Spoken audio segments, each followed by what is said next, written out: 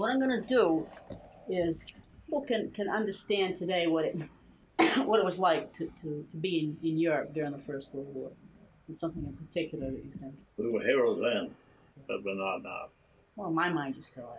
Huh? In my mind, you still are. No. They're really. They don't have any respect for us over there in France now. Yeah. Well, they don't remember it. Oh no. Whenever you're ready. Okay. All right. Why don't you start off and tell me how you came to join the 101st Field Artillery? You want to know the truth? Huh? Yes, I want to know the truth. Yeah. I was going to the Tracy School. I was in the 9th grade, and I lived near the cemetery. And I used to go over shooting squirrels. And I'd shoot 2 or 3 a week. Take them home, clean them up, sell the skin to the Chinaman. But the cops came over to my house. They reported that I was out in the cemetery shooting squirrels. And so my father was a fireman, so he'd come home and he beat hell out of me and said, keep out of that cemetery. But I didn't. I went back. So they came to give me to take me to the reform school. In Lawrence, you used to have a bad boy school. It was tough. That scared me, boy. So they was calling for recruits to go to the Mexican border. So I took it, went over and said I was 20, that I was 18 when I was only 16. We were down there getting our training. That's what it really was for. We stayed there from June until November. Then we came back, and we went into training again, bringing the guns. We went out to New York, out to the forts out there to practice.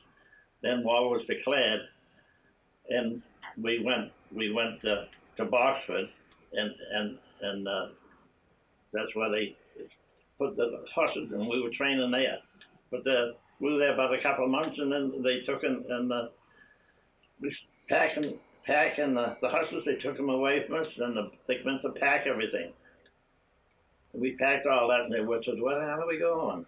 So they come in with a train at night, call the curtain, and pull it down, the guard in each end, and we landed in Hoboken, New Jersey. The train went right in. You never know. We went aboard the Adriatic. It was an English ship. There was 500 nurses and doctors going back, and we went from there to Halifax. In Halifax, we picked up an escort. We had 7 destroyers and a couple of battleships that went across. We landed over in kind of think that Liverpool. Liverpool. Then we went to Le Havre. Then we went to this Camp Coequident. It was a camp that Napoleon had, an all brick. We got our training. They had a big range there where we done our training, and then afterwards they just decided we was going. Battery A from Boston was the first battery that fired the first shells at the Germans, and that was in Soissons. That was we had to run and get out because they were coming in after us. We had to get out. We wasn't there long doing enough iron.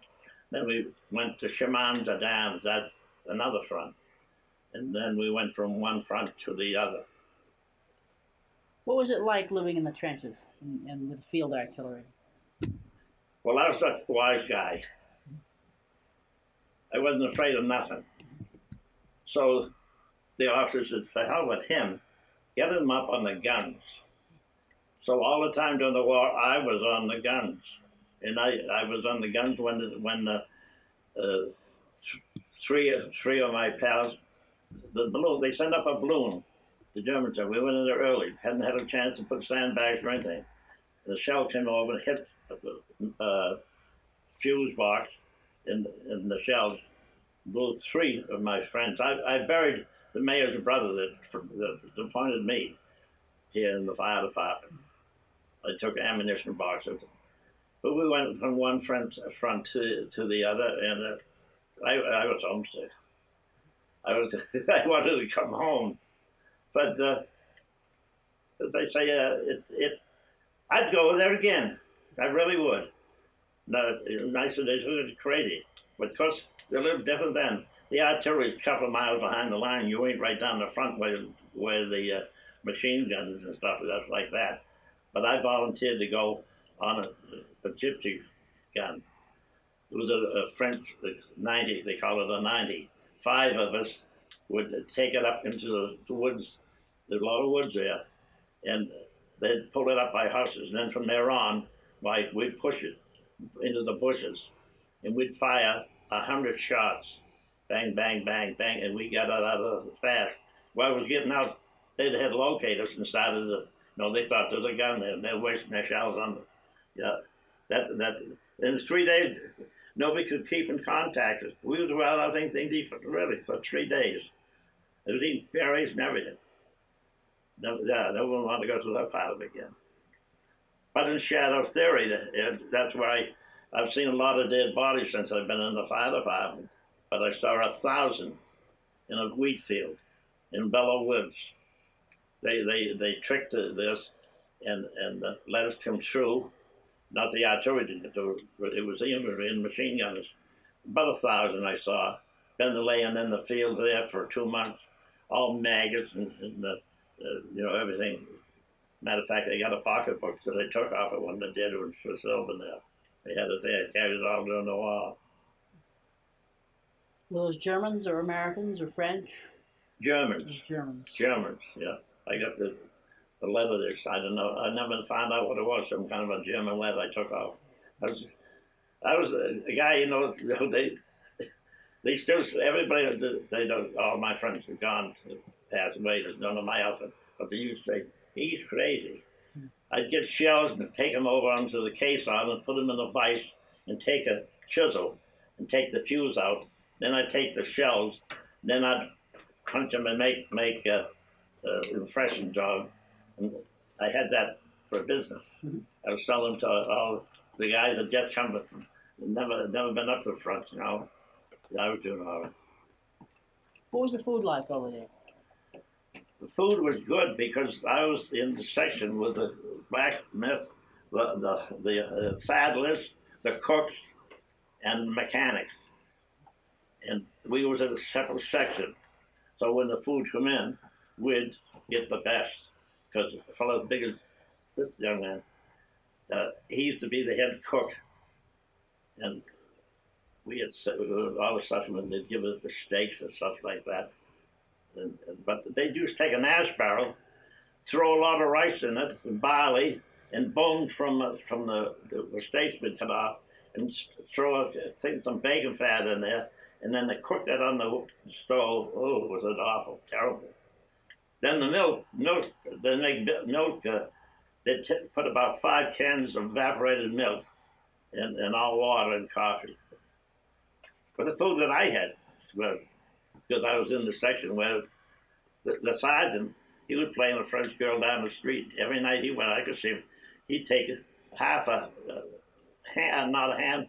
I remember big cans of bacon he took in hand.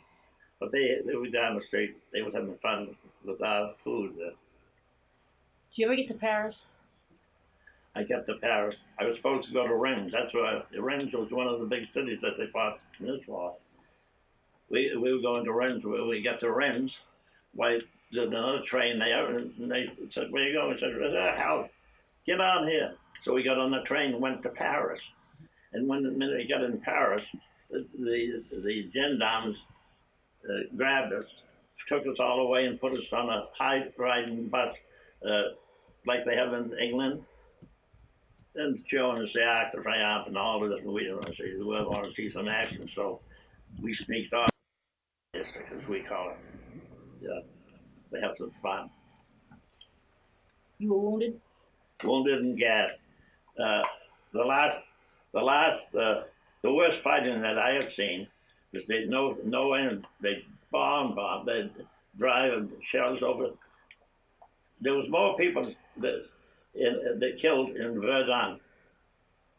It was no trees, no nothing, just like a barren desert. They did bomb it. A lot of soldiers got killed there.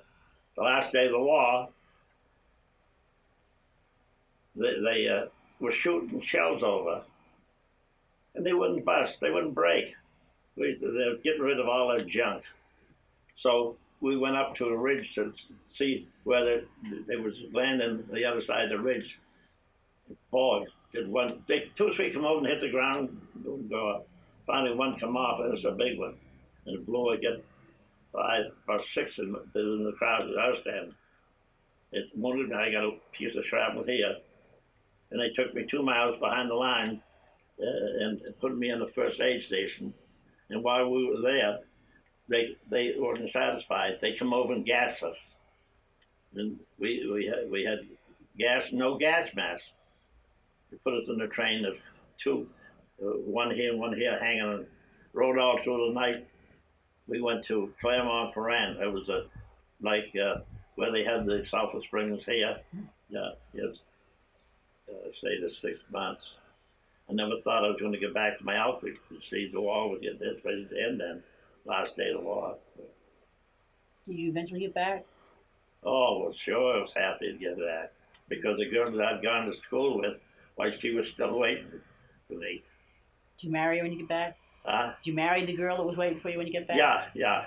Why don't you say that right out?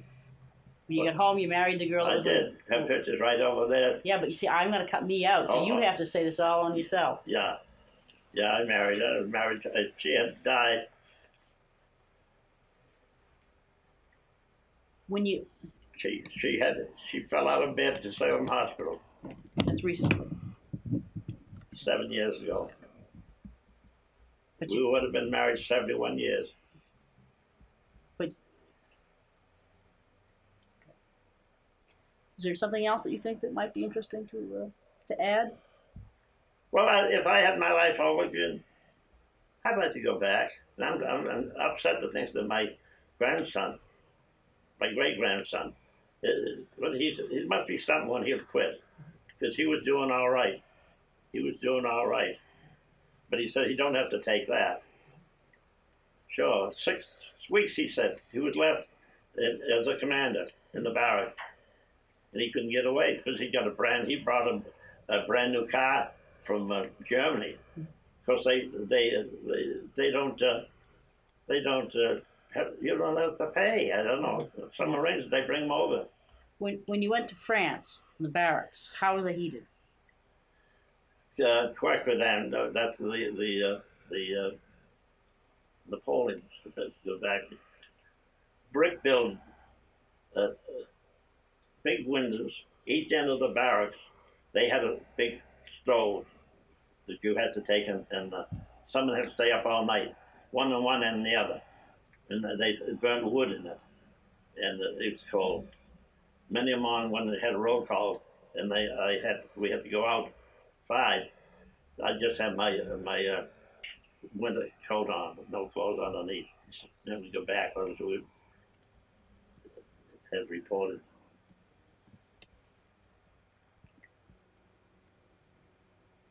I can't think of anything else.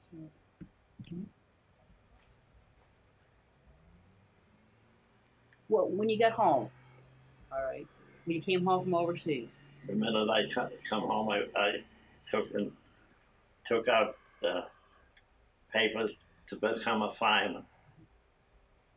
Was there a big welcome when you came home? Oh, God, yes. So not like the poor guys coming home now. Sure, they had all kind of parties for us and parades for us. We come back and met in the Camp Devens. Then they had one big day, and they had a big parade in Boston. Sure, you was here. Well, we had conventions in every city and town that these fellows had come from. I went to about 50 conventions: New Hampshire, Vermont, Rhode Island, Connecticut. And my God, the people would get out there in the morning. What a welcome! The idea was the works. Now these poor guys went over and they come back. They don't even know who they are. My mailman, the poor guy, he was in Vietnam, and they put him on this route because it ain't bad. But the poor kid, he's way off. No, they didn't get the respect that they should have got. Okay, thank you very much. Huh? Thank you very much. Well, as they say. All done. Yeah,